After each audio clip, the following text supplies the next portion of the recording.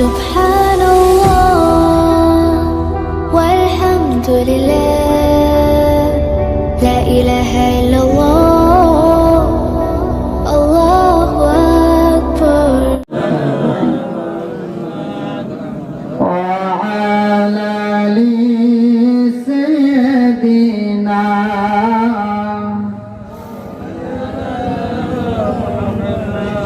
আমি যদি কখনো তায়েফেতে যাই বলবো বালুকে ডেকে রে বালো নবীজির রক্ত ঝরছে কোথায় বলে দাও তাই আজ আমাকে প্রতিশোধের দাবানল জ্বালাবো হেথায় লা ইলাহা ইল্লাল্লাহ। আওয়াজ দিয়ে একসাথে জবান ছেড়ে মোহব্বতে জিকির করুন লা ইলাহা ইল্লাল্লাহ।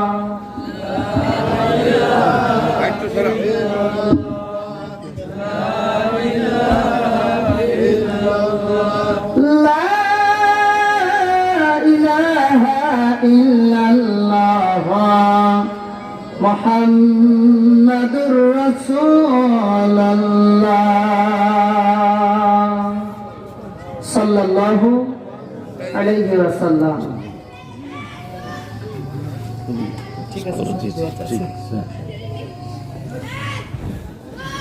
রক্ত সেনাটো শহীদি কাফেলা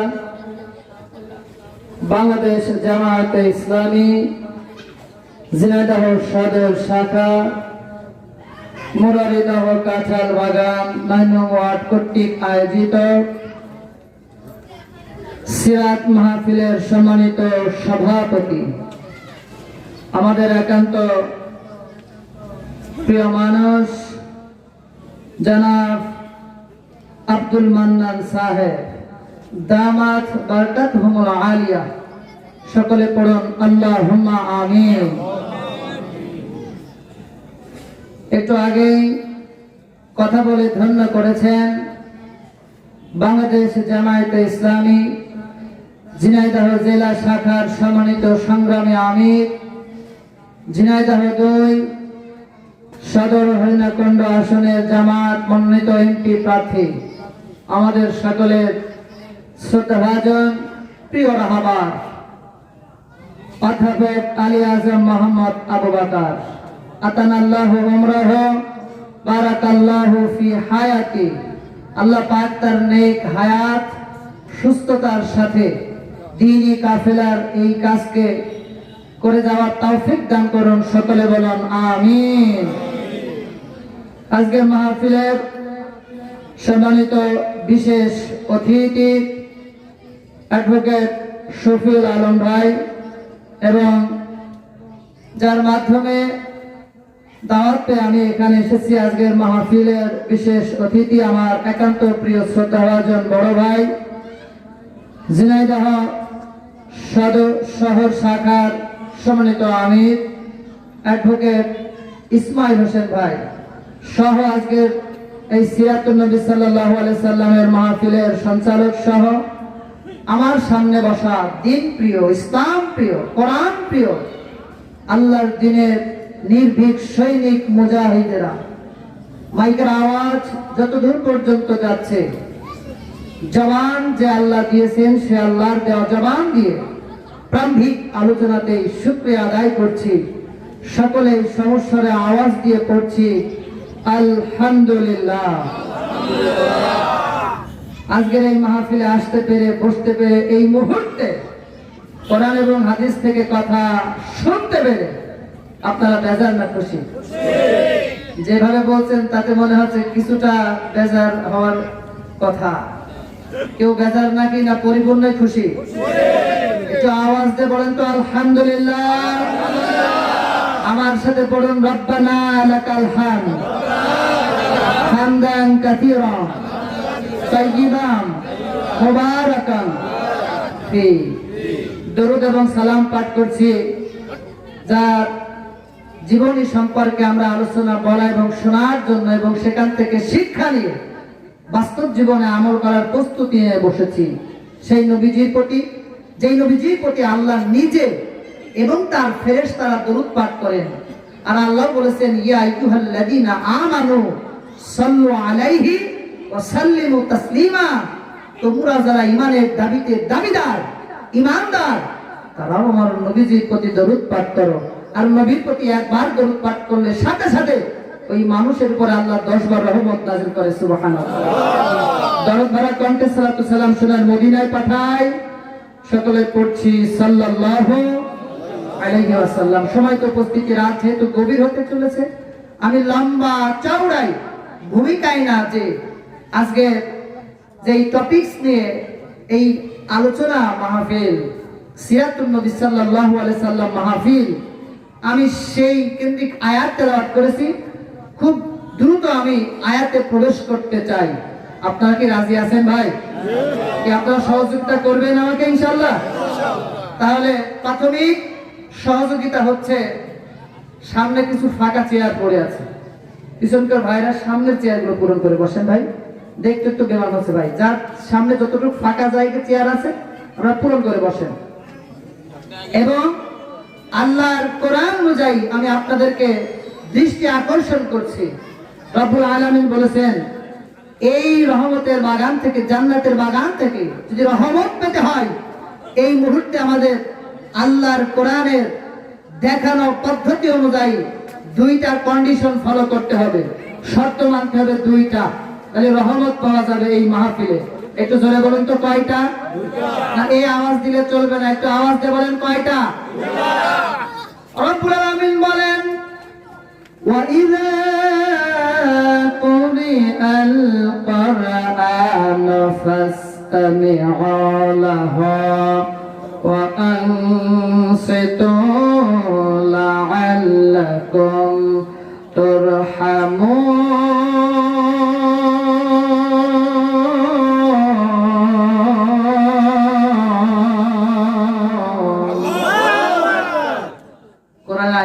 শুনতে কি আপনাদের ভালো লাগে? মজা লাগে? কেউ তো মজা নাই, আবার মমতা জাগুর গানে তো 2টাই মজা আছে, কিন্তু কোরআনের মজা এর জন্য পরবর্তীতে মজা, আর ওই গানের মজা নিলে পরবর্তীতে সাজা। কথা বলেন ঠিক কিনা? এই জন্য কোরআনের মহব্বত এখানে বসেছেন। আয়াত তেলাওয়াত শেষ হবে যখন এক একটা ঈমানদার আল্লাহর নাম নিয়ে আওয়াজ দিয়ে সমস্যারে আওয়াজ দেবে, তখন পারা যাবে তো ইনশাআল্লাহ? দেখা যাবে ইনশাআল্লাহ। কোরআনুল কারীমের 7 নম্বর সূরা, সূরা আল আরাফের 204 নম্বর আয়াত এটা। রব্বুল আলামিন বলেন, ওয়া ইযা কুরিয়াল কুরআন, আর যখন তোমাদের সামনে কোরআন থেকে তেলাওয়াত করা হবে, আলোচনা করা হবে, ফাসতামিউ, তোমাদের কাজ হবে ওই আলোচনাটা মনোযোগ সহকারে শ্রবণ করা। কত টাকা? আল্লাহ। কি যোগ সহকারে? মনোযোগ সহকারে। আর বাহিরে মন দেওয়ার সুযোগ নেই, বাড়িতে আর মন দেওয়ার সুযোগ নেই। এখানে বসেছেন, আল্লাহ কবুল করেছেন, এখন কথার দিকে নজর দিতে হবে, মন দিতে হবে। আল্লাহ তৌফিক দান করুন, জোরে বলুন আমিন। এরপর আল্লাহ বললেন, ওয়ানসিতু, এবং নীরব হয়ে যেতে হবে। এই মুহূর্তে আল্লাহর কথা যেখানে হয় আর দুনিয়ার কোনো কথা সেখানে হতে পারে না। কথা বলে ঠিক কিনা? এই জন্য আমি ভাইদেরকে দৃষ্টি আকর্ষণ করছি, পরিবেশ সুন্দর করার লক্ষ্যে আরেকটু যারা ছোট বাচ্চারা আছে তাদেরকে একটু বসে দিতে হবে। আল্লাহ বলেছেন, নীরব হয়ে বসে যে মনোযোগ সহকারে আজকের কোরআন থেকে কথা শুনতে পারলে লাআল্লাকুম তুরহামুন, আশা করা যায় আমি আল্লাহ রহমতের বারিধারা তোমাদের উপরে বর্ষণ করব। একটু জোরে বলা যাবে না সুবহানাল্লাহ? শুধু তাই নয়, একটা হাদিস দিয়ে আমি আপনাদেরকে, আজকের এই মাহফিলে এসেছেন, বসেছেন, কত দামি জায়গায় বসেছেন, আল্লাহ আমাদের কত সম্মানিত করেছেন। একটা হাদিস থেকে আমি মেসেজটা দিয়ে আমার তেলাওয়াতকৃত আয়াতের দিকে যেতে চাই। মুসলিম শরীফের বর্ণনায় আল্লাহ হাবিব বলেছেন ইল্লা নাযালাত আলাইহিমুস সাকিনা, এই মুহূর্তে এখানে আল্লাহ তার সাকিনা বর্ষণ করছেন। সুবহানাল্লাহ। আজকের আয়োজক বিন্দু যারা, বলার জন্য এসেছে যারা, শোনার জন্য এসেছেন যারা, আল্লাহ সকলের প্রতি সাকিনা বর্ষণ করছেন। শুধু সেখানেই শেষ নয়, অগশিয়াতুর রাহমা, আল্লাহর রহমত বর্ষণ হচ্ছে, ও হাত্তাত হুমুল মালাইকা, এবং একদল ফেরেশতা আল্লাহর ওয়ার্ডারে আজকের এই মোরারিদহ কাঁঠাল বাগান এই সিরাতুন নবী মাহফিলের চতুর্পার্শ্বে তারা দাঁড়িয়ে গেছে, অডিও ভিডিও ডেস্করিপোর্ট নিয়ে আবার আল্লাহর কাছে চলে যাবেন। হতে পারে আজকের এই মাহফিল জীবনের শেষ মাহফিল, আবার হতে পারে আজকের এই মাহফিল আমাদের জীবনের নাজাতের জন্য ওসিলা। কথা বলে ঠিক কিনা? সম্মানিত উপস্থিতি, আসুন আমি আর দীর্ঘায়িত না করে আমি তেলাওয়াতকৃত আয়াতের আলোকে আজকে যেই আয়োজক বৃন্দ সিরাতুন নবী সাল্লাল্লাহু আলাইহি ওয়াসাল্লাম মাহফিল আয়োজন করেছেন সেখান থেকে কিছু কথা বলতে চাই। আল্লাহ সুবহানাহু ওয়া তাআলা আমাকে বলার, আপনাদেরকে শোনার, এর মধ্য দিয়ে উভয়কে সঠিক বুঝ নিয়ে আমলে জিন্দেগি গঠন করার তৌফিক যেন দান করেন। সকলে পড়ছি আল্লাহুম্মা আমিন। শুরুতে আমি একটু দেখতে চাই যে এই জবানের মালিককে, তো আওয়াজ দিয়ে বলতে হবে এই জবানের মালিককে। এই হবে কার জন্য? আওয়াজ আস্তে দিলে চলবে না। ইমানদাররা কঠিন সময়ে এই জবান থেকে আল্লাহর নাম তারা কোনো সময় আস্তে স্লোগান দেয় নাই। আর ইমানদার হলে আল্লাহর স্লোগানের ব্যতীত দুনিয়ার আর কোনো মানুষের স্লোগান দেওয়ার সুযোগ নাই। এজন্য রব্বুল আলামিন কালামে হাকিমের ভিতরে ঘোষণা করেছেন, অরব্বাকা ফাকাব্বির, অরব্বাকা ফাকাব্বির। তাকবীর যদি দিতেই হয়, স্লোগান যদি দিতেই হয়, ইমানদার হবে যারা, মুমিন হবে যারা, আল্লাহর নামে তাকবীর দেওয়ার কথা বলে ঠিক না? আমি শুরুতেই দেখে নিতে চাই আজকের ইসলাম প্রিয়, কোরআন প্রিয়, নবী প্রিয় এখানে যারা বসে আছেন সকলে শুরুতে একটু তাকবীর দিয়ে একটু আমরা আলোচনাটা শুরু করতে চাই। লিল্লাহে তাকবীর। হাতটা তুলে তাকবীর দেবেন, আওয়াজ বাড়বে। লিল্লাহে তাকবীর, লিল্লাহে তাকবীর। আলহামদুলিল্লাহ। ব্যাটারি তো চার্জ ঠিকই তো আছে, তো আপ ডাউন করলে চলবে না। ফুল আছে তো, শেষ পর্যন্ত চলবে তো ইনশাআল্লাহ? কি চলবে তো ইনশাআল্লাহ? দেখা যাবে। আল্লাহ সুবহানাহু ওয়া তাআলা যুগে যুগে মানব জাতিকে হেদায়াত ও সঠিক পথের সন্ধান দেওয়ার জন্য যে সকল নবী রাসূল প্রেরণ করেছেন তার মধ্যে সর্বশেষ, কথাটা একটু শুনতে হবে গুরুত্ব দিয়ে, সর্বশেষ ও সর্বশ্রেষ্ঠ। কথা বললাম কয়টা ভাই? বলেন ভাই। সর্বশেষ, সর্বশ্রেষ্ঠ নবী রাসূল পাঠিয়েছেন, তার নাম কি? হযরত মুহাম্মদ সাল্লাল্লাহু আলাইহি ওয়াসাল্লাম। মুহাম্মদ সাল্লাল্লাহু আলাইহি ওয়াসাল্লাম হলেন সর্বশেষ নবী। এই সম্পর্কে রব্বুল আলামিন কোরআনুল কারীমের 33 নম্বর সূরা, সূরা আহজাবের 40 নম্বর আয়াতে ঘোষণা করে জানিয়ে দিয়েছেন। একটু জোরে বলবেন না সুবহানাল্লাহ? দলিল ছাড়া জমির যেমন কোনো দাম নাই, আলোচনার ক্ষেত্রে কোরআন হাদিসের আলোকে আলোচনা ছাড়া ওই আলোচনার কোনো দাম নাই। কথা বলে ঠিক কিনা? রব্বুল আলামিন বললেন ওয়ালাকির রাসূলুল্লাহ ওয়া খাতামান নাবিয়্যিন। আল আহজাবের 40 নম্বর আয়াতের অংশ বিশেষ, যেহেতু সময় কম আমি শুধু মৌলিক কথাগুলো বলে সামনের দিকে এগিয়ে যেতে চাই। আল্লাহ বললেন তিনি আল্লাহর রাসূল এবং সর্বশেষ নবী। আমি এই পয়েন্টের আলোকে সামনের দিকে এগিয়ে যেতে চাই। সর্বশেষ নবী, আজকে যেই নবীর আলোচনা জীবনী সম্পর্কে আমরা বলা শোনার জন্য বসেছি, এই সর্বশেষ নবী হচ্ছেন সর্বশ্রেষ্ঠ নবী। একটু জোরে বলে সুবহানাল্লাহ। আর সেই সর্বশ্রেষ্ঠ নবীর উম্মত হচ্ছে আমরা। আমাদের দাম কত আমি আস্তে আস্তে কোরআন হাদিসের আলোকে সেটাও জানাবো। আচ্ছা, আমি যে বললাম সর্বশেষ নবী সর্বশ্রেষ্ঠ, তার দলিল কোরআন সুন্নাহর আলোকে আছে না নাই? শোনার দরকার আছে না নাই? আমি সিরাতুন নবী, সিরাত মাহফিল আজকে সেই দিকে এগিয়ে যাচ্ছি, কিন্তু প্রাথমিক এই কথাগুলো আমাদের একটু জানলে আলোচনার শুরুতে জানা দরকার, জানলে আপনাদের আলোচনাটা মনোমুগ্ধকর করে শোনানো যাবে ইনশাআল্লাহ। মুসনাদে আহমদের বর্ণনায় নবী আমার খাতামুন নবিয়্যিন, সর্বশেষ নবী, এই সর্বশেষ নবী সর্বশ্রেষ্ঠ কিভাবে শুনুন। আল্লাহ হাবিব সাল্লাল্লাহু আলাইহি সাল্লাম বলেছেন, ইন্নী আব্দুল্লাহ ফি উম্মিল কিতাবি লা খাতামুন নবিয়্যিন। মুসনাদ আহমদের বর্ণনায় আল্লাহ হাবিব সাল্লাল্লাহু আলাইহি সাল্লাম বলেছেন, আমি আল্লাহর নিকট, কথাগুলো মনোযোগ সহকারে শুনতে হবে, বলুন তো লা হাওলা। একটা ভাই জবান বন্ধ করে বসে থাকবেন না, পড়ুন লা হাওলা ওয়ালা কুওয়াতা ইল্লা বিল্লাহ আস্তাগফিরুল্লাহ আস্তাগফিরুল্লাহ সাল্লাল্লাহু আলাইহি ওয়াসাল্লাম আল্লাহুম্মা বারিক ওয়া সাল্লিম।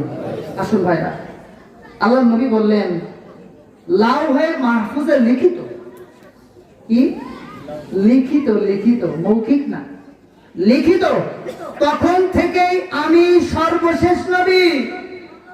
প্রশ্ন করব কখন থেকে, পরবর্তীতে জবাব আসছে মুসনাদ আহমদের বর্ণনায়, ওয়া ইন্না আদামা লামুনজাদিলুন ফি তুইনাতিহি, যখন আদম আলাইহিস সালাতু ওয়াস সালাম কাদা অবস্থায় মাটির আকারে পড়েছিলেন, তখন থেকেই আমার নবী, আপনার নবী সর্বশেষ সর্বশ্রেষ্ঠ নবী।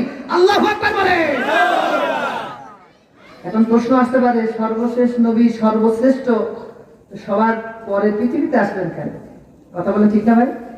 আচ্ছা বলেন তো, একটা মাহফিলের আলোচনা আয়োজন যখন আমরা করি, প্রধান বক্তা আগে আলোচনা করে না পরে আলোচনা করে? শেষে না, শেষে না। আচ্ছা, প্রধান বক্তা যদি কোনো ক্রমে শহীদ আল্লামা দেলোয়ার হোসেন সাইদি রহমতুল্লাহ আলাইহি যেই ময়দানে আসতেন, আর যদি শুরুতেই ওয়াজ করে চলে যেতেন, আর দ্বিতীয়ত ওই জায়গায় কোন ওয়াজ কি আর থাকবে ভাই? শুনবে? তাহলে কি আলোচনা মাহফিল ভেঙে যাবে? অনুরূপ ভাবে প্রধান বক্তা হচ্ছেন আমার নবী, আপনার নবী। যদি দুনিয়ার প্রারম্ভিক অবস্থাতে আসতেন, শুরুতে আসতেন, এই দুনিয়াটাও ভেঙে যেত। কথা বলে ঠিক কিনা? এজন্য সর্বশেষ নবী, সর্বশ্রেষ্ঠ দুনিয়া এসেছেন একেবারেই শেষের দিকে, একেবারেই সর্বশেষ নবী, যার পরে আর কোনো নবী আসবে না। একটু জোরে বলা যাবে না আল্লাহু আকবার? এই নবীজির নবুয়তের বিকাশ ঘটেছে তিনটি পর্যায়ে। কিভাবে? আসুন, ওয়াসাউনাবিকুম বিতাউইলি যালিক। আল্লাহ নবী বললেন আমার নবী নবুয়তের বিকাশ ঘটেছে তিনটি পর্যায়ে। এক, দাওয়াতি আবি ইব্রাহিম, জাতির পিতা মিল্লাতে আবিকুম ইব্রাহিম, ইব্রাহিম আলাইহিস সালামের দুআর মাধ্যমে। একটু জোরে বলবেন না সুবহানাল্লাহ? আমাদের জাতির পিতাকে ইব্রাহিম আলাইহিস সালাম, এই কথা কি বুক ফুলিয়ে বলা যাবে? এর আগে না একটু ভয় টয় করেছেন না, কারণ জাতির পিতা পরিবর্তন হয়েছে, এখন তো সুযোগ আছে। কোনো ভয় আছে ইমানদের? একটু জোরে আল্লাহু আকবার। ভাইরা আমার, তাইলে দাওয়াতি আবি ইব্রাহিম, ইব্রাহিম আলাইহিস সালাম যখন দোয়া করেছিলেন, এই দোয়ার ফসল হচ্ছে আমার নবীজির প্রথম নবীর নবুয়তের বিকাশ ঘটেছিল। একটু জোরে বলা যাবে না সুবহানাল্লাহ? সেই কথাটাই আল্লাহ কালামে হাকিমের ভিতরে দ্বিতীয় নম্বর সূরা আল বাকারার 129 নম্বর আয়াতে কোট করেছেন। আমার বলার সুযোগ হবে না, কিন্তু সামনের দিকে মূল কথাই যেতে হবে। সূরা বাকারার 129 নম্বর আয়াত একটু পড়ে নেবেন বাড়িতে। এরপরে নবুয়তের দ্বিতীয় বিকাশ ঘটেছে। ও বিশারাতি ঈসা কওমাহু, ঈসা আলাইহিস সালামকে, ঈসা আলাইহিস সালাম তার কওমকে সংবাদ দেওয়ার মাধ্যমে। সেই সংবাদটা কি? এটা আল্লাহ কালামে হাকিমের ভিতরে কোট করেছেন সূরা সফ আয়াত নম্বর 6। এখানেও আল্লাহ কোট করেছেন দ্বিতীয় বিকাশ ঘটিয়ে। একটু পড়ে নেবেন বাসায়, যেহেতু মূল পয়েন্টে যেতে হবে। তৃতীয় নম্বরে নবীর চূড়ান্ত নবুয়তের বিকাশ ঘটেছিল। অরুইয়া উম্মাতিল লাতি রাআত, আল্লাহ নবীজি বলেছেন আমার আম্মার দেখা স্বপ্নের মাধ্যমে। আন্নাহু খারাজা মিনহা নূরুন আদাত লাহু কুসুর শাম। আল্লাহ নবী সাল্লাল্লাহু আলাইহি সাল্লাম যখন মায়ের গর্ভে, মা আমেনার গর্ভে, তখন মা আমেনা একটা স্বপ্ন দেখেছিল যে আমার ভিতর থেকে একটা আলো বের হয়ে শাম দেশ আলোকিত করেছে। একটু জোরে বলবেন না সুবহানাল্লাহ? এটাই ছিল নবুয়তের সর্বশেষ বিকাশ ঘটেছিল এই তিন মাধ্যমে। একটু জোরে আল্লাহু আকবার। আমার কথা ছিল যে সর্বশেষ নবী সর্বশ্রেষ্ঠ কিভাবে, একটা তথ্য দিতে চাই, ইনফরমেশন। আপনারা একটু মনোযোগ সহকারে শুনবেন। আমাদের জাতির পিতা ইব্রাহিম আলাইহিস সালাম তার প্রথম সন্তান মা হাজেরার গর্ভে জন্মগ্রহণ করেছিলেন। নাম কি? হযরত ইসমাঈল আলাইহিস সালাম। ছেলেও নবী, বাবাও নবী। গভীর মনোযোগ দিয়ে শুনেন ভাই, আমি এই কথাটুকু বললেই এই কথাটুকু আমাদের জানা থাকা দরকার। নাহলে আজকের মাহফিলের মর্যাদা, নবীর মর্যাদা এবং আমাদের মর্যাদা সম্পর্কে আমরা জানি না, বিধায় আজকে আমরা অবহেলিত, লাঞ্ছিত এই বিশ্বের বুকে। বাবাও নবী, ছেলেও নবী। ইসমাঈল আলাইহিস সালামের পরের 3000 বছর পরবর্তী প্রজন্মের ভিতরে কোন নবী আসেন নাই। গভীর মনোযোগ, কথাটা বুঝতে হবে। 3000 বছর পরে একটা নবী এসেছেন, সেই নবী হচ্ছে আমার নবী, আপনার নবী, আমাদের নবী মুহাম্মদ সাল্লাল্লাহু আলাইহি ওয়াসাল্লাম। এরপরে ইব্রাহিম আলাইহিস সালামের দ্বিতীয় পুত্র মা সারার গর্ভে জন্মগ্রহণ করেছিলেন হযরত ইসহাক আলাইহিস সালাম। তিনিও নবী ছিলেন। সুবহানাল্লাহ বলেন, একটু জোরে না আল্লাহু আকবার। এই তথ্যটা আমাদেরকে একটু জানলে সহজ হবে।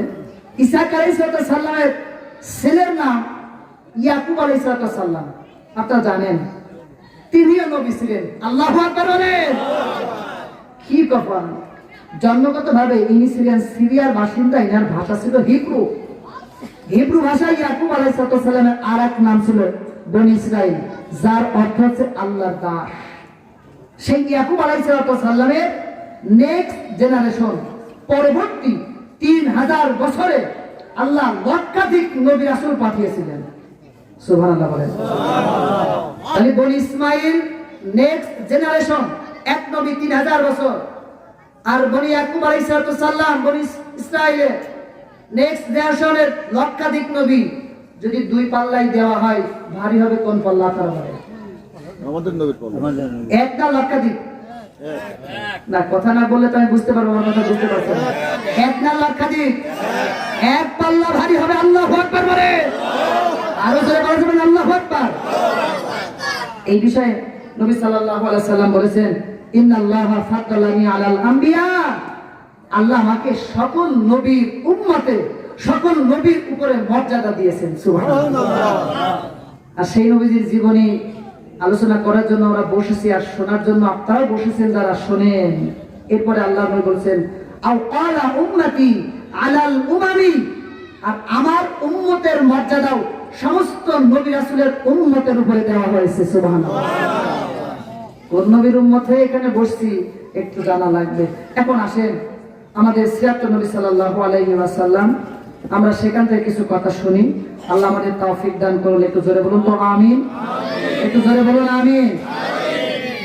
সিরাতুন নবী এই সাল্লাল্লাহু আলাইহি ওয়াসাল্লাম মাহফিলে আমরা অনেক সময় দেখি যে মূল শিক্ষা থেকে আমরা বঞ্চিত হয়ে যাই, আর বাংলাদেশে মিলাদ আর সিরাত নিয়ে মারামারি লেগে যায়। কথা বলে ঠিক কিনা ভাই?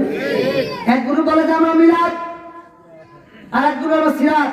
আচ্ছা, আমি আগে আলোচনার শুরুতে একটু জানতে চাই, আপনারা কোন দিকে যাবেন, মিলাদ না সিরাত? সিরাত। মিলাদ বাদ। হ্যাঁ, একটু আর আসেন। আচ্ছা, মিলাদ অর্থ কি? মিলাদ অর্থ হ্যাঁ জন্ম। আর আন নবী, নবীর আগে যদি আলিফ লাম যুক্ত হয়, নির্দিষ্ট এটা আমাদের নবীকে বোঝায়।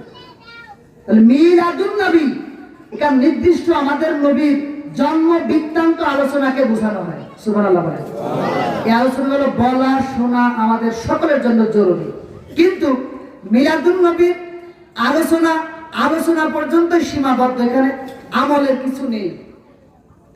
আর সিরাত মানে একটু আগে আমাদের সময় তো আমির সাহেব বললেন, পথ পদ্ধতি, এক কথায় নবীজির জীবনী বৃত্তান্ত আলোচনাকে বোঝায়। সিরাতুন নবী নবীজির জীবনী সম্পর্কে আলোচনা। এখন নবীজির জীবনী সম্পর্কে আলোচনা শুরু করতে হলে মিলাদ বাদ দিলে, জন্ম বাদ দিলে আলোচনা শুরু করবেন কি দিয়ে? কথা বলে ঠিক না?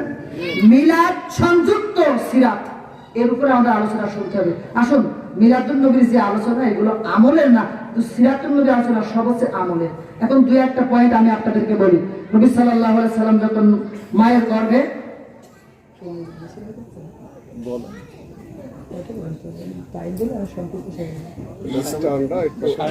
স্ট্যান্ডটা আপনার লম্বা হয়ে গেছে নিচে রেখে ইনশাআল্লাহ আয়াতের আলোকে কিছু কথা বলার সুযোগ হবে তো ইনশাআল্লাহ? আপনারা ধৈর্য সহকারে শুনবেন তো ইনশাআল্লাহ? আমি খুব কনসাইজ করে একেবারে কনভার্ট করে সামনে দিকে এগিয়ে যাচ্ছি। মিলাদ সম্পর্কে দু একটা কথা বলছি। আমিনার গর্ভে যখন আল্লাহর হাবিব সাল্লাল্লাহু আলাইহি সাল্লাম, তখন রাস্তা দিয়ে চললে একখানা মেঘমালা এসে ছায়া দিত। কেন? যদি এই মুহূর্তে আমিনা কষ্ট পায়, কষ্ট পাবে সরাসরি নবী মুহাম্মদ সাল্লাল্লাহু। এই সংক্রান্ত যত আলোচনা আছে সব মিলাদ জন্ম বৃত্তান্ত। যেমন পারস্যবাসীরা অগ্নি পূজা করতো 1000 বছর, আগুন নেভাতে দেয় নাই, কিন্তু নবী সাল্লাল্লাহু আলাইহি সাল্লাম যখন জন্মগ্রহণ করলেন, এই ধরায় আগমন করলেন, ওই আগুন অটোমেটিক নেভে গিয়েছিল। আল্লাহু আকবার বলেন। কারণ হক এসেছে আর বাতিলের কোনো জায়গা নেই। আল্লাহু আকবার বলেন। এগুলো মিলাদের আলোচনা, আমলের কিছু না। এখন সিরাত আসেন, আমি সংক্ষিপ্ত করে যে সময় ইনশাআল্লাহ আমি পেয়েছি তার আলোকেই মৌলিক কথাগুলো আপনার সাথে একটু মত বিনিময় সহকারে বলতে চাই। সিরাত নবীজির 63 বছর জিন্দেগির সমস্ত আলোচনা। এখন আসেন, এই সিরাতের আলোচনা বুঝতে হলে আমাদেরকে নবীজির জীবনীটাকে 3 ভাগে ভাগ করতে হবে। একটু বলে তো কয় ভাগে? তো আমার দিকে তাকাবেন, কয় ভাগে? এই 3টা পয়েন্ট মনে রাখলে লম্বা চওড়া আলোচনা সংক্ষিপ্ত করা সম্ভব। 1 নম্বরে ক্বাবলা নবুওয়াত, নবুওয়াতের আগে 40 বছর। কয় বছর? নবুওয়াত প্রাপ্তি কয় বছর? 40 বছর। মাক্কি জিন্দেগি 13 বছর। কয় বছর? 13 বছর। বলেন বলেন, মাক্কি জিন্দেগি 40 আর 13 কত? 53। এই 53 বছর হচ্ছে মক্কার জীবন। একটু জোরে বলেন সুবহানাল্লাহ। এরপরে মাদানী জিন্দেগি 10 বছর। কয় বছর? 10 বছর। তাহলে 53 10 63। এই যে 63 বছরের জিন্দেগিটা যদি আমরা একটু ক্বাবলা নবুওয়াত এবং মাক্কি জিন্দেগি আর মাদানী জিন্দেগি পার্থক্য করে নবীজির জীবন থেকে আমরা যদি অ্যানালাইসিস করি, গবেষণা করি, এখান থেকে আমাদের জীবন পরিবর্তনের জন্য যথেষ্ট হয়ে যাবে। একটু জোরে বলুন আল্লাহু আকবার। সম্মানিত উপস্থিতি, এখন আসেন, আমি যে তেলাওয়াতকৃত আয়াত তেলাওয়াত করেছি সেই আলোকে আজকে সেই নবীজির 63 বছর জিন্দেগির ভিতরে আমাদের জন্য শিক্ষাটা কি? কারণ এখানে আমরা এসেছি শিক্ষা নেওয়ার জন্য, আয়োজক যারা পড়াশোনার জন্য, সকলে আজকে আলোচনা থেকে শিক্ষা নিয়ে বাস্তব জীবনে আমল করতে চাই। আল্লাহ তৌফিক দান করুন, জোরে বলুন আমিন। 33 নম্বর সূরা আল আহজাব আয়াত নম্বর 21 রব্বুল আলামিন কি বললেন? রব্বুল আলামিন বললেন, লাকাদ কানা লাকুম ফি রাসূলিল্লাহি উসওয়াতুন হাসানাতুল লিমান কানা ইয়ারজুল্লাহ ওয়াল ইয়াওমাল আখিরা ওয়া যাকারাল্লাহ কাসীরা। একবার জোরে জোরে বলা যাবে কি আল্লাহু আকবার? ওই অপারেটর ভাই একটু সাউন্ড একটু বাড়ান।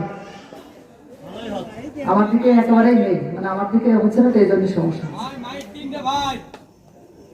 রব্বুল আমিন বললেন, অবশ্যই অবশ্যই তোমাদের জন্য রাসূলুল্লাহর মধ্যে রয়েছে উত্তম আদর্শ তাদের জন্য যারা আল্লাহ ও পরকালকে ভয় করে এবং আল্লাহকে অধিক পরিমাণে স্মরণ করে। এই যে 63 বছর জিন্দেগি আল্লাহর নবী সাল্লাল্লাহু আলাইহি সাল্লামের জিন্দেগিতে রয়েছে, জীবনতে রয়েছে আমাদের জন্য উত্তম আদর্শ। সম্মানিত উপস্থিতি, এই আয়াতের মূল শিক্ষা হচ্ছে 2টা। 1 নম্বরে আল্লাহ দায়িত্বহীন ভাষায় ঘোষণা করেছেন, আদর্শ মডেল হবেন যিনি, আমার আপনার নবী হচ্ছেন তিনি। একটু জোরে বলা যাবে না সুবহানাল্লাহ? এই আদর্শের জায়গায় যদি আপনি পরিবর্তন করেন, এই মাহফিল থেকে শিক্ষা নিতে হবে। ইমানদার মুমিন মুসলমান হিসাবে আমাদের কোনো সুযোগ নাই।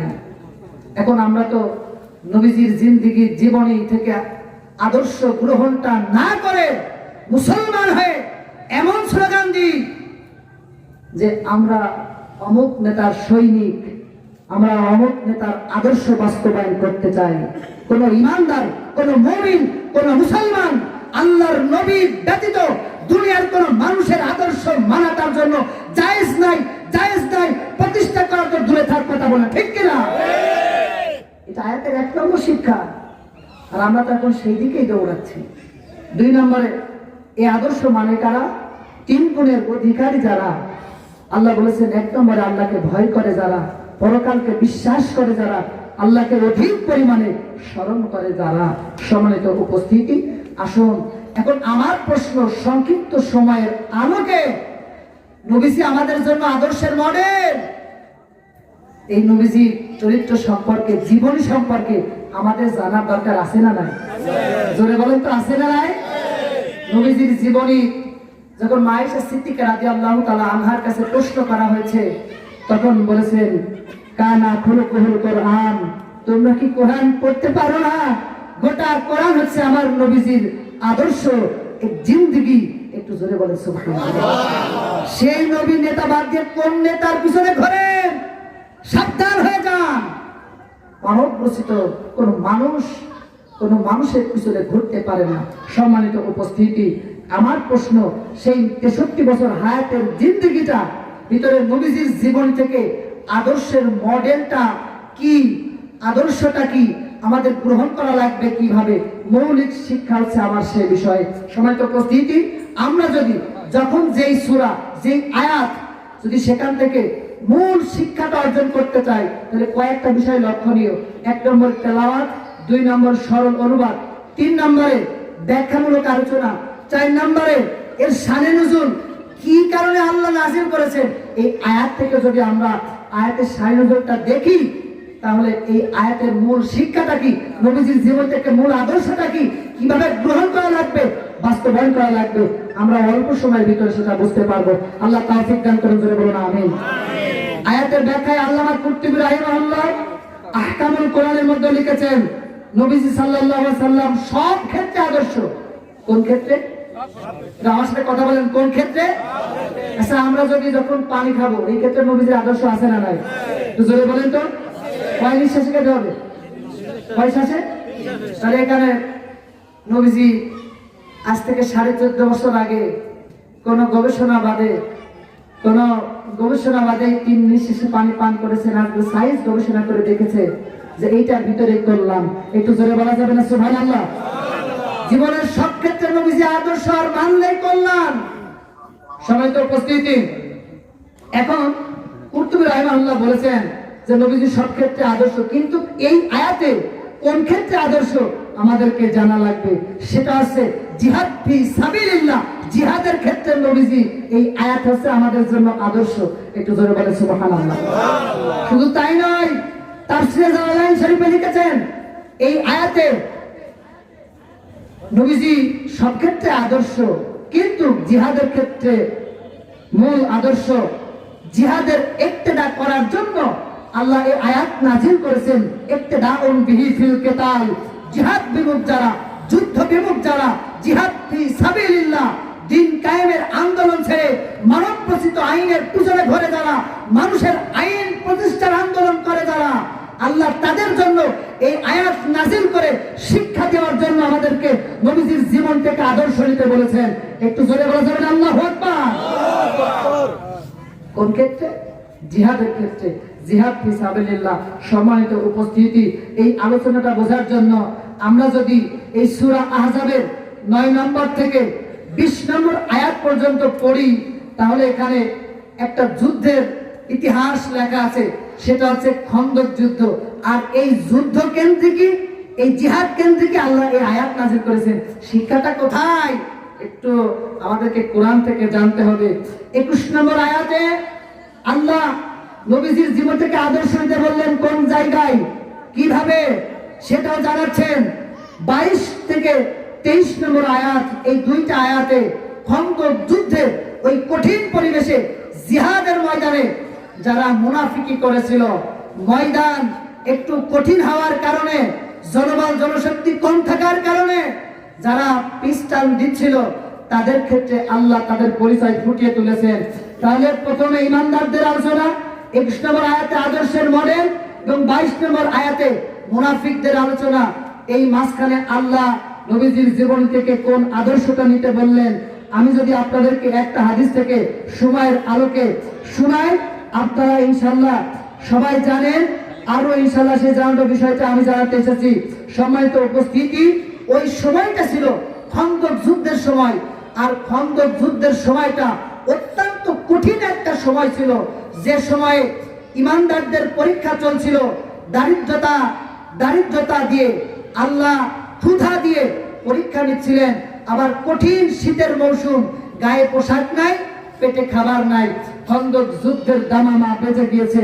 আবু সুফিয়ানের নেতৃত্বে এত সংখ্যা কাফির, বেঈমান, মুশরিকা ঐক্যবদ্ধ শক্তি নিয়ে ইসলামী ছোট্ট একটা রাষ্ট্রের দিকে এগিয়ে আসছে। মদিনার ছোট্ট একটা ইসলামী রাষ্ট্রের দিকে এগিয়ে আসছে। ওই মুহূর্তে মদিনার ইসলামী রাষ্ট্রে তারা যে জনশক্তি নিয়ে আসছিল, সব মিলিয়ে এত জনশক্তি ছিল না। এখন মোকাবেলা করতে হবে। আল্লাহর নবী সাল্লাল্লাহু আলাইহি সাল্লাম সাথে সাথে এই সংবাদ পেয়ে কঠিন অবস্থায়, কঠিন মুহূর্তে সাহাবীদেরকে পরামর্শের জন্য ডাকলেন। একটু জোরে বলুন তো আল্লাহু আকবার। কোন ক্ষেত্রে আদর্শ? শুধু আমি এতটুকু বুঝিয়ে দোয়ার দিকে যাচ্ছি। আল্লাহর নবী যে আমার সাহাবীদেরকে এক জায়গায় ডাকলেন পরামর্শের জন্য। সাহাবীদেরকে বললেন, সাহাবীরা রে আমার, আবু সুফিয়ানের নেতৃত্বে এত সংখ্যক কাফির, বেঈমান, মুশরিকেরা ঐক্যবদ্ধ শক্তি নিয়ে মদিনা ছোট্ট একটা রাষ্ট্রের উপরে তারা যেভাবে আক্রমণ পরিকল্পনা করে আসছে আক্রমণ করার জন্য, এখন যদি আমরা যথাযথ পদক্ষেপ না নিতে পারি, এমন হতে পারে সকলের উপরে অতর্কিত হামলা তারা করবে, আক্রান্ত সবাই হবে। এই মুহূর্তে পরামর্শ চাইলেন। এক একজন সাহাবী পরামর্শ দিচ্ছেন। তার মধ্যে বয়স্ক একজন সাহাবী, নাম তার হযরত সালমান ফারসি রাদিয়াল্লাহু তাআলা আনহু, একটা পরামর্শ দিলেন। বললেন, ইয়া রাসূলুল্লাহ, হাবিবাল্লাহ, পারস্যে যখন আমাদের সাথে যুদ্ধ লেগে যেত, যুদ্ধ বেঁধে যেত, তখন ওই মুহূর্তে আমরা কাফিরেরা যেই পথ দিয়ে আসবে, আমরা ওই পথে একটা প্রতিবন্ধকতা করতাম। সেইটা আমরা একটা খাল খনন করতাম, একটা গর্ত খনন করতাম। ওরা এসে ওখানে বাধাগ্রস্ত হতো, সরাসরি আমাদের উপরে আক্রমণ করতে পারতো না। আমি যতটুকু দেখেছি, এই মদিনাটা চতুর্দিকে 3 দিক ঘেরা আছে, বড় বড় পাহাড় আর খেজুর খুরমা গাছ দিয়ে। শুধু উত্তর দিক থেকে একটা গেট আছে, গলি আছে। যদি আমরা এই রাস্তার মাঝে যদি একটা খাল খনন করতে পারি, যদি আমরা এখানে একটা প্রতিবন্ধকতা করতে পারি, তাহলে সরাসরি এসে মদিনার উপরে তারা আক্রমণ করতে পারবে না। একটু জোরে জোরে বলা যাবে কি আল্লাহু আকবার। আল্লাহ নবীজি লক্ষ্য করে দেখলেন, চমৎকার পরামর্শ, সময় খুব কম। এই কম সময়ের ভিতরে এখন আমাদের অবশ্যই এই পরামর্শের আলোকে কাজ করতে হবে। উপস্থিত সাহাবীদেরকে ডাক দিলেন আর বললেন, এই মুহূর্তে আমি নবী সাহেব তোমাদের যেই কঠিন পরীক্ষা চলছে, ক্ষুধার যন্ত্রণা, কঠিন ক্ষুধার যন্ত্রণা, তবুও দিন কায়েমের ময়দানে কেউ তোমরা পিছপা হও নাই। এবং এই মুহূর্তে কাফিররা আমাদের উপরে অতর্কিত হামলা করতে পারে। আর সালমান ফারসি যেই পরামর্শ দিয়েছেন, তার আলোকে একটা খাল খনন করা খুব জরুরি হয়ে পড়েছে খুব অল্প সময়ের মধ্যে। আল্লাহর নবীজি আমার সাহাবীদেরকে নির্দেশ দিলেন, প্রতি 10 জনের উপরে 40 হাত খাল খনন করা তোমাদের দায়িত্ব। আল্লাহর নবীজি আমার এই দায়িত্ব যখন দিলেন, সহিহ বুখারী 4099 নম্বর হাদিস। একটু আমরা ঘুরে আসলে বুঝতে পারবো, কোন এক ফজরে, কোন এক সকালে আল্লাহর নবী সহ সাহাবীরা কাফির বেঈমানদের মোকাবেলায় খন্দক খনন করার জন্য ময়দানে চলে গেলেন। কিন্তু সময়টা ছিল কঠিন, শীতের সময় কনকনে শীত, গায়ে কোনো মোটা পোশাক নাই, বাড়তি কোনো চাদর নাই, কোনো শীত ঠেকাবে এরকম কোন পোশাক তাদের গায়ে ছিল না। এইদিকে পেটে কোনো খাবার নাই। যদি এখন খাল খনন করতে হয়, তাহলে কোদাল কোপাতে হবে, ওই পাথর বালি মাথায় করে প্রাচীর দিতে হবে। কত কঠিন কষ্টের কাজ। আদর্শটা নবীজির জীবন থেকে কোথায় কিভাবে আমাদেরকে নিতে হবে, আর কোথায় আমরা আজকে আদর্শটা নিচ্ছি।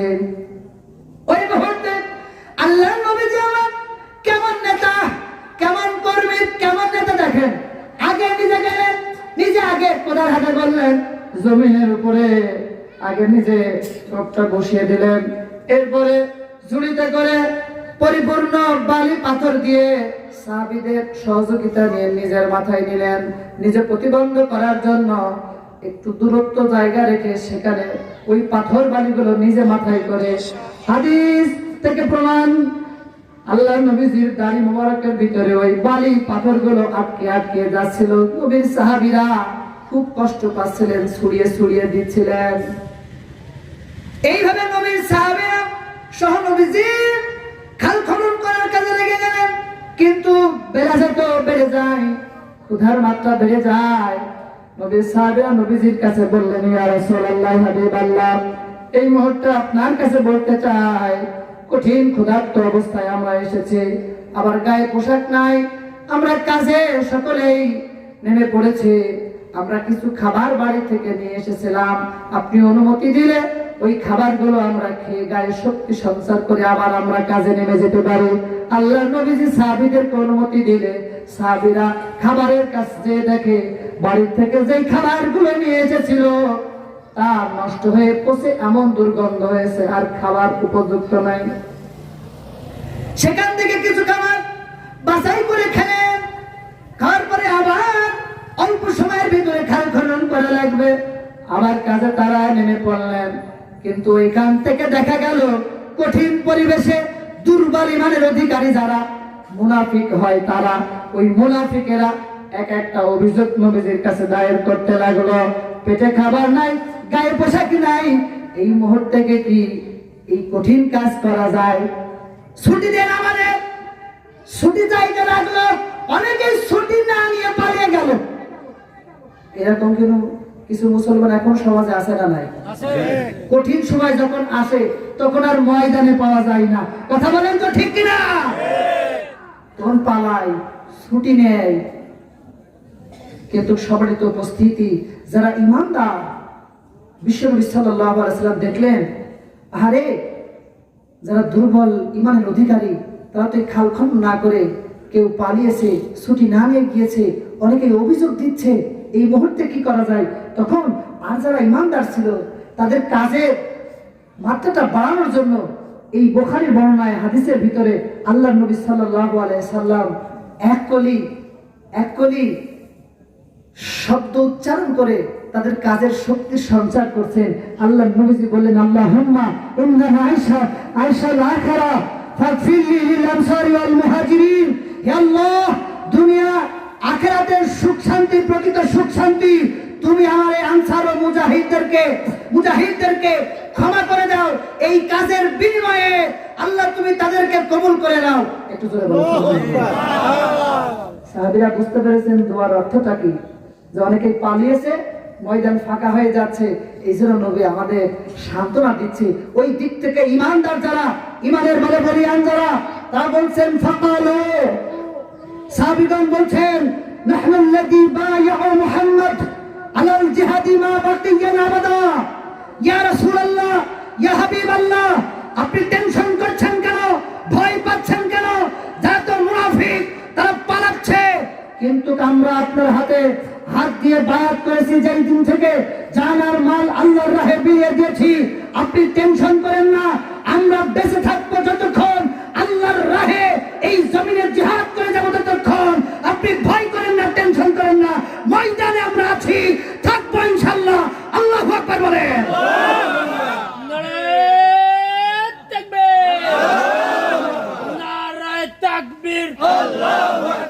আমরা সবাই রাসূল সেনা, ভয় করি না বুলেট বোমা।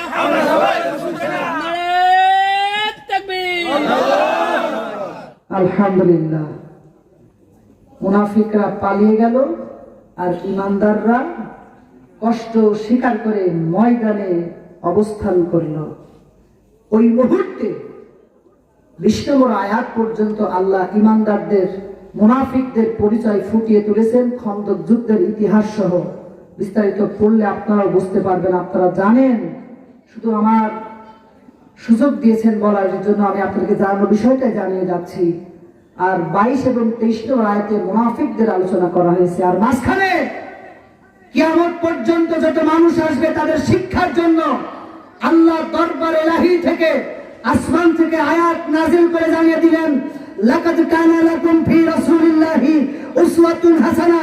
নবী তোমাদের আদর্শের মডেল হবে জিহাদ ফি সাবিলিল্লাহর ক্ষেত্রে। এই জিহাদ ফি সাবিলিল্লাহ ছেড়ে পালাই যারা, নামাজ রোজা হজ যাকাত থাকলেও মুনাফিক হয় তারা, তাদের নামাজ রোজা হজ যাকাত আল্লাহর দরবারে কবুল হয় না। কথা বলেন ঠিক কিনা? এখন এই সমাজে নামাজ রোজা হজ যাকাত পালন করা মুসলমানের অভাব খুব বেশি একটা নেই। কথা বলেন ঠিক কিনা? কিন্তু এই নামাজ হজ যাকাত পালন করা মুসলমানরাই আল্লাহর জমিনে জিহাদ ফি সাবিলিল্লাহ দিন কায়েমের আন্দোলনে শরীক হয় না। কথা বলেন ঠিক কিনা? বরং আরো বিরোধিতা। কথা বলেন তো ঠিক কিনা? আমি একটা উদাহরণ দিয়ে শেষ করতে চাই। আজকের মাহফিলে নবীজির জীবন থেকে মূল শিক্ষার আয়াতের আলোচনার আলোকে নামাজ রোজা হজ যাকাত সব ঠিক আছে, কিন্তু নেতা ঠিক করেননি, দল ইসলাম ঠিক করেননি, আল্লাহর জন্য কাজ করছেন না। এই নামাজ হজ যাকাত আল্লাহ একটা প্রক্রিয়ায় বেঁধে মুনাফিকের সার্টিফিকেট দিয়ে জাহান্নামের সব থেকে নিম্ন স্থানে জায়গা করে দেবে। কথা বলে ঠিক কিনা? সূরা আত-তাওবার 80 থেকে 84 নম্বর আয়াত আমাদের পড়া দরকার। এখানে বিশিষ্ট একজন ব্যক্তির ঘটনা আল্লাহ উল্লেখ করেছেন। নাম কি? আব্দুল্লাহ বিন উবাই ইবনে সুলুল। এই আব্দুল্লাহ বিন উবাইয়ের জীবনে নামাজ ছিল? ছিল ভাই? ছিল। টুপি ছিল? ছিল। দাড়ি ছিল? জুব্বা ছিল? ভাই আমার আপনার মতো নামাজি না তো আব্দুল্লাহ বিন উবাই। বিশ্বনবী যে জায়গায় নামাজ পড়েছেন তার পিছনের যে জায়গাটা আব্দুল্লাহ বিন উবাই। কি নামাজি চিন্তা করে দেখেছেন একবার? কি কায়দার নামাজি? সেই আব্দুল্লাহ বিন উবাই উহুদের ময়দানে, উহুদের জিহাদের ময়দানে 1000 সাহাবী নবী যাচ্ছেন, পিছন থেকে সে সহ 300 জনকে ভাগিয়ে নিয়ে চলে এসেছিল। কথা বলে ঠিক কিনা? ঠিক। আল্লাহর নবীজি উহুদ প্রান্তরে যে দেখলেন, আহারে 700 সাহাবী আর 300 গেল কই? তাকিয়ে দেখলেন, জানতে পারলেন আব্দুল্লাহ বিন উবাইয়ের নেতৃত্বে 300 জন ভেগে গিয়েছে। ওরা ছিল দুর্বল ঈমানের অধিকারী, শেষ পর্যন্ত মুনাফিক হয়েছে। আল্লাহ নবীজি কষ্ট পেলেন, আহারে এই লোকটা আমার পিছনে দাঁড়িয়ে নামাজ পড়া, সেই মুসল্লি, আমার আনুগত্য করা সেই মুসল্লি, নামাজ রোজা হজ যাকাত সব ছিল, আল্লাহর জমিনে দিন কায়েম হোক এইটা চাইনি।